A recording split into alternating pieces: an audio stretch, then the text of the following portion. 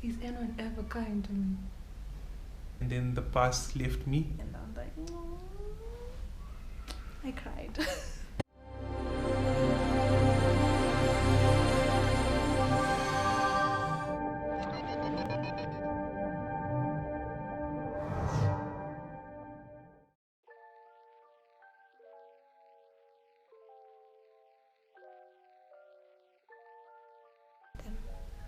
Share a moment when someone's kindness had a big impact on you. Someone's kindness, I was not celebrating, but the anniversary of my father's death. The first time I didn't cry was in 2021, and that was because someone was there with me and they were so kind to write a song for me and play his guitar, so that would be the one time I don't cry for my dad, and I was happy. When someone bought my first artwork, I was really bad at art, and I knew I was bad, but they bought my art anyway, and that helped to boost me up. So yeah. This one time at school when I thought of giving up just because my brother is smarter than me, and I was just there like, I'm not gonna make it. Then this one teacher just decided, you know what, this is probably not allowed, but it might be, but I'm gonna give you free lessons, you know. A she. By the way, let me be specific on that one. A she. It was probably when my best friend was there for me during my mom's death anniversary. I think it's my mom, bro. Like, my mom is literally just going to be there. Like, she's going to try, and even if she can't help anyone, she's just going to try and help. Like, just try and hear what. Yeah, so it is to be my mom. Like, kindness in terms of, I guess the biggest impact of kindness was my sister sponsoring my school, my university. Yeah, I guess that's the biggest impact. Is anyone ever kind to me?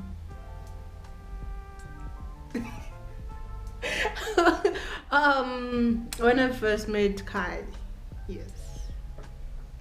Share a moment when someone's kindness had an impact on you. Okay, I was in grade 7 and there was this girl, what's her name? Metin, is it? So I wasn't feeling that well, like, and imagine I was like the class prefect and the pressure was something else, and then she's the only person who like came to check up on me, and I was like, no. I cried. Oh yeah, there's Mr. Bruce McDonald. Helps me at the place to study. So yeah, and there's almost always free coffee, so that is a nice safe space to read and get to know things. Oh my goodness. The guy is actually right here at the Publicity Association, Mr. Bruce. So when I was starting out music, I had no guitar, I had no money for music lessons. So I went to Mr. Bruce, I spoke to him and I said, I love music, I want to learn the guitar, and he needed a week to think about it. And after that week, he called me back. He said, come through, you'll be here every Friday for 30 minutes. I'll give you a guitar and you can learn. So that was pretty cool. And he also paid for my first lesson. Let's see, this one time I was in primary, yeah, and let's see what happened. Oh yeah, I was lost. I was on my way home, yeah. I'd lost my transport money, yeah, and it was raining. It was really bad. Like, this one guy just picked me up, dropped me off at home by the gate, made sure I got home and everything. He even checked up on me the following day to make sure if I was safe and if I was feeling well, stuff like that. When I was looking for work and one of the guys got hired, but then he got work in another place and gave me his place.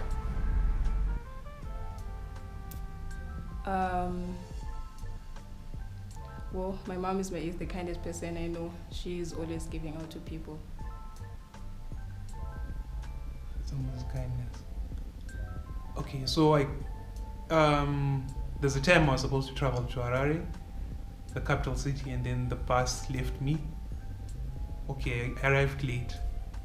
The bus didn't leave me, I arrived late. So I was by the shop there and I was buying a few groceries for my trip because I now needed to hitchhike.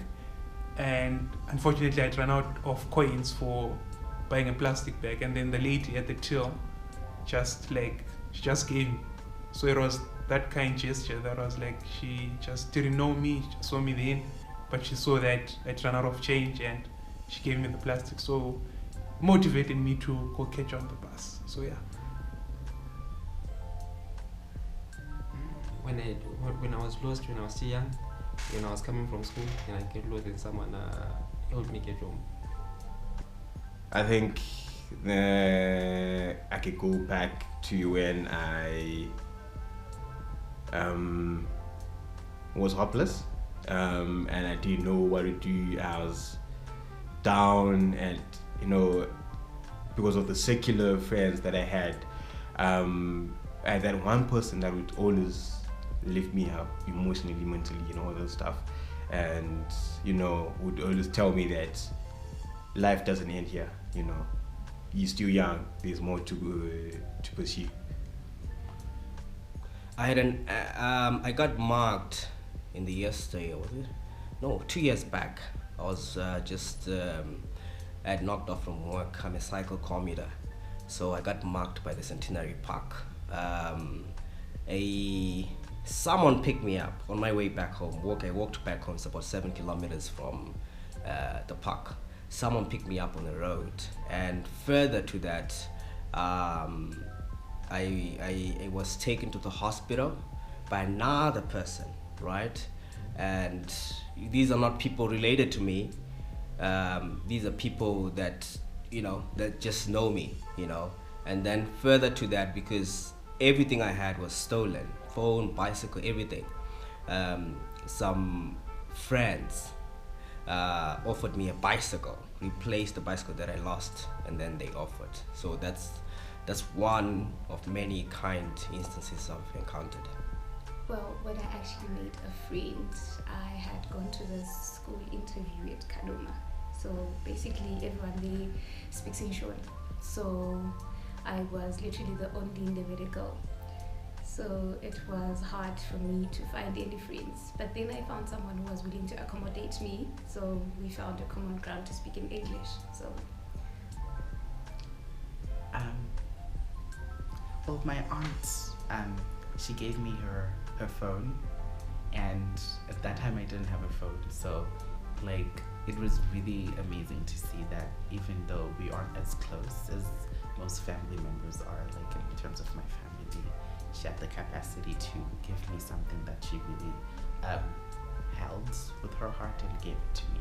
Not like she doesn't give me most of the things, but her phone, since I really wanted it, she gave it to me. So yeah.